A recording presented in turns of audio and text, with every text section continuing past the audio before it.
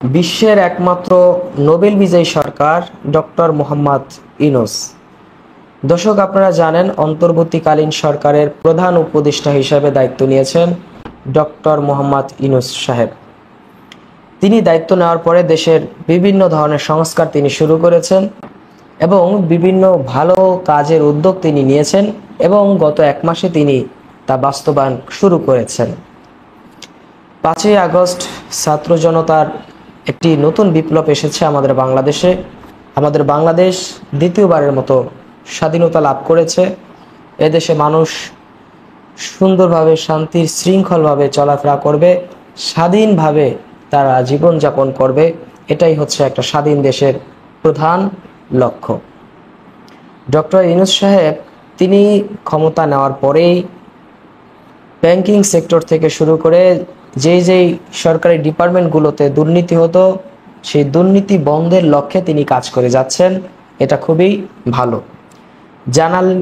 জ্বালানি তেলের দাম ইতিমধ্যেই কমেছে এবং অনেক পণ্যের দামই ইতিমধ্যে কমতে শুরু করেছে।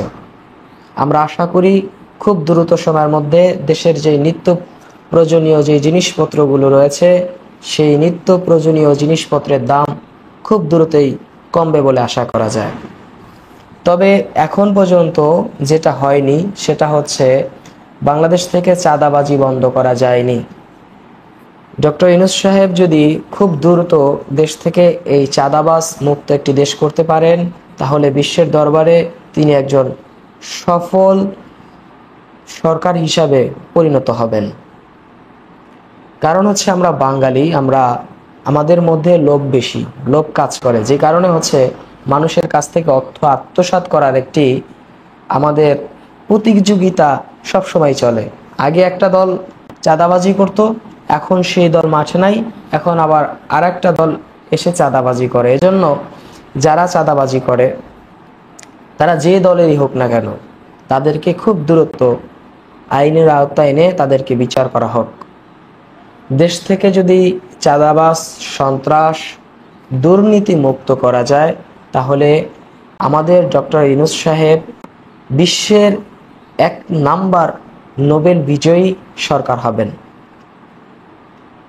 আমরা আশা করি তার ধারা এটা সম্ভব এবং তিনি যে উদ্যোগগুলো নিয়েছেন এবং তার যে দেশ পরিচালনা করার যে প্ল্যানগুলো রয়েছে সেই প্ল্যানগুলো যদি তিনি সম্পূর্ণরূপে বাস্তবায়ন করতে পারেন, সাধারণ মানুষ যদি তার পাশে থাকেন, বাংলাদেশের যতগুলো রাজনৈতিক দল রয়েছে সমস্ত দলগুলো যদি তাকে সমর্থন দিয়ে তাকে কাজ করার সুযোগ করে দেয় তাহলে খুব দ্রুতই এটা করা সম্ভব।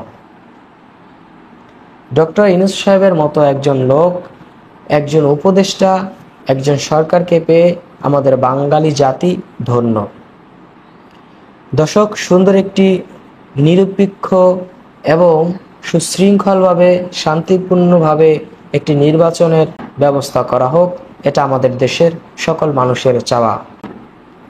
কারণ বিগত দিনগুলোতে আমাদের বাংলাদেশের মানুষ ভোট কেন্দ্রে গিয়ে সুন্দরভাবে সুস্থভাবে ভোট দিতে পারেনি। এবার যদি ডক্টর ইউনূস সাহেব তিনি এই ভূমিকাটা খুব নজরদারিতে রেখে সুন্দর একটি নির্বাচনের ব্যবস্থা করেন তাহলে জাতি তাকে মনে রাখবে সারা জীবন। আশা করি তার দ্বারা এই কাজগুলো সম্পাদন করা সম্ভব। দর্শক, আমাদের প্রিন্স ফরাত ইউটিউব চ্যানেলে দেশের কারেন্ট ইস্যু নিয়ে ইতিমধ্যে অনেকগুলো প্রোগ্রাম আপলোড করা হয়েছে। আপনাদের কাছে অনুরোধ থাকবে সেই প্রোগ্রামগুলো দেখার এবং আমাদের চ্যানেলটি সাবস্ক্রাইব করে রাখার জন্য। কারণ নতুন নতুন প্রোগ্রাম আসার সাথে সাথেই যেন সবার আগে আপনি পেয়ে যান। এতক্ষণ সাথে ছিলাম আমি প্রিন্স ফরহাদ। সকলে ভালো থাকবেন, সুস্থ থাকবেন। আল্লাহ হাফেজ।